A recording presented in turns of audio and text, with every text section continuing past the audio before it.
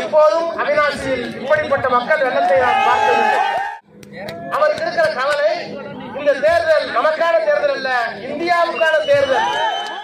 அரசியல் சட்டத்திற்கு ஆபத்து மோடி மூலமாக, RSS மூலமாக, அமித்ஷா மூலமாக வந்திருக்கிறது என்பதை இந்துக்களாக இருந்தாலும், இஸ்லாமியர்களாக இருந்தாலும் எல்லோரும் இந்தியர்களுக்கு சொல்லுகின்ற உணர்வை அவிநாசியில் இருந்து தொடங்கி அனைத்து செய்திகளையும் உடனுக்குடன் தெரிந்து கொள்ள சப்ஸ்கிரைப் செய்யவும்.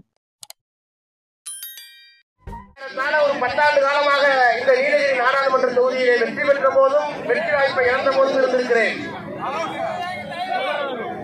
இது 3வது முறை. ஆனால் எப்போதும் அவிநாசியில் இப்படிப்பட்ட மக்கள் வெள்ளத்தை நான் பார்த்ததில்லை.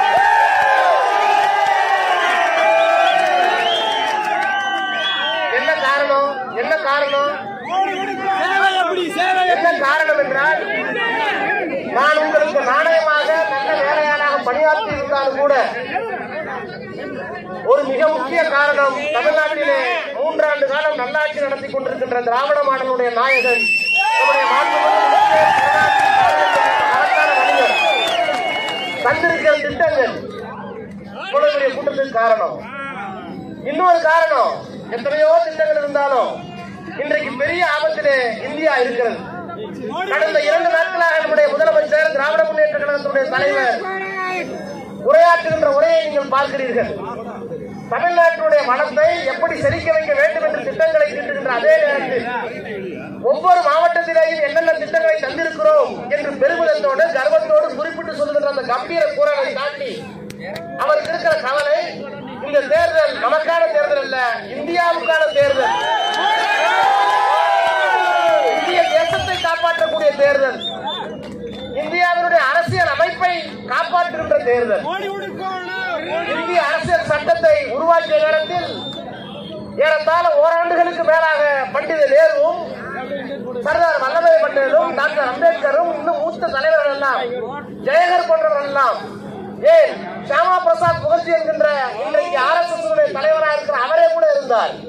எல்லோரும் சேர்ந்து தேசப்பிதா காந்தியடிகளுடைய கருத்துரையை பெற்று இந்த தேசம் ஒரு ஜனநாயக குடியரசாக, ஒரு மதச்சார்பற்ற நாடாக, ஒரு சமதர்ம நாடாக இருக்க வேண்டும் என்று தொலைநோக்கு பார்வையோடு, இங்க எத்தனையோ மதம் இருக்கிறது, எத்தனையோ ஜாதி இருக்கிறது, எத்தனையோ மொழிகள் பேசியிருக்கிறார்கள், எத்தனையோ பழக்க வழக்கங்கள் இருக்கிறது. நம்ம ஊர்ல கட்டுற வேட்டி கேரளாவில் இருக்கு, ஆனா மகாராஷ்டிரத்துல இல்ல. மகாராஷ்டிரா போடுற குர்தா நம்ம ஊர்ல இல்ல. அங்க இருக்கிற சாப்பாடு இங்க இல்ல. ஆக வேற்றுமையில் ஒற்றுமையை காண வேண்டும் என்று இந்த தலைவர்கள் எல்லாம் உருவாக்கிய அந்த அரசியல் சட்டத்திற்கு ஆபத்து மோடி மூலமாக, RSS மூலமாக, அமித்ஷா மூலமாக வந்திருக்கிறது என்பதை இந்தியாவில் சொல்லுவதற்கு இன்றைக்கு திராணி, தெம்பு வேறு எந்த தலைவருக்கும் இல்லை. எல்லாருக்கும் ED, இன்கம் டாக்ஸ், CBI, ஏற்கனவே சிபுசூரன் ஜார்க்கண்டினுடைய முதலமைச்சர் சிறையிலே இருக்கிறார். இப்ப டெல்லியுடைய முதலமைச்சர் சிறையிலே இருக்கிறார். இவர்களுக்கெல்லாம் ED, இன்கம் டாக்ஸ் என்று சொன்னால் பயம். ஆனால் எங்களை படைய வைத்தாவது, எங்கள் உயிரை கொடுத்தாவது தமிழகத்தை மட்டுமல்ல இந்த தேசத்தை காப்பாற்றுகின்ற மகத்தான பொறுப்பு ஒரே ஒப்பற்ற தலைவர் நம்முடைய தலைவர் மாண்புமிகு முத்துவேல் கருணாநிதி ஸ்டாலின் அவர்கள். எனவே நல்லாட்சிக்காக இவ்வளவு பேர் வந்திருக்கிறீர்கள். ஒரு கெட்ட ஆட்சியை தூக்கி எறிய வேண்டும் என்கின்ற ஆவேச உணர்வோடு இந்த இரண்டும் செய்வதற்கு உங்களின் ஊழியராக என்னை நாடாளுமன்றத்திற்கு அனுப்பி வையுங்கள் என்று எனவே வளமான தமிழகம், வளமான தமிழகம், வளமான தமிழகம், வலிமையான பாரதம் மட்டுமல்ல மதச்சார்பற்ற இந்தியாவை காப்பாற்றுவதற்கு அவிநாசியில் இருக்கிற பெருமக்கள் உங்களை கேட்கிறேன். இங்கே சிவன் கோயிலும் இருக்கிறது, பெருமாள் கோயிலும் இருக்கிறது, சர்ச்சும் இருக்கிறது, மசூதியும் இருக்கிறது. ஆனாலும் அவிநாசி அமைதியாக இருக்கிறது.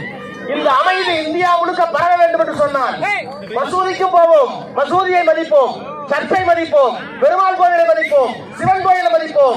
நாங்கள் இந்துக்களாக இருந்தாலும், இஸ்லாமியர்களாக இருந்தாலும் எல்லோரும் இந்தியர்களுக்கு சொல்லுகின்ற உணர்வை அவிநாசியில இருந்து தொடங்கி, அவிநாசியில இருந்து தொடங்குவோம் என்று முறையெல்லாம் மன்றாடி கேட்டுக்கொண்டு நம்முடைய தலைவர் சொன்னார், கவர்னர் மாளிகையை தொடங்கியிருக்கிறேன் பிரச்சாரத்தை, குடியரசுத் தலைவர் மாளிகையை தான் போய் நிற்கும் என்று சொல்லியிருக்கிறார்கள்.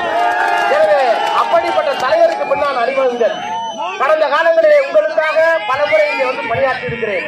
அந்த பணி தொடரும். இன்னும் சொல்ல போனால் அந்த பணியிலே குறைகள் இருந்தால் கூட அந்த குறைகளையும் எனக்கு சுட்டி காட்டினால் அதையும் விட இன்னும் நேர்மையாக நம் திருப்பூரின் அனைத்து செய்திகளையும் உடனுக்குடன் தெரிந்து கொள்ள சப்ஸ்கிரைப் செய்யவும்.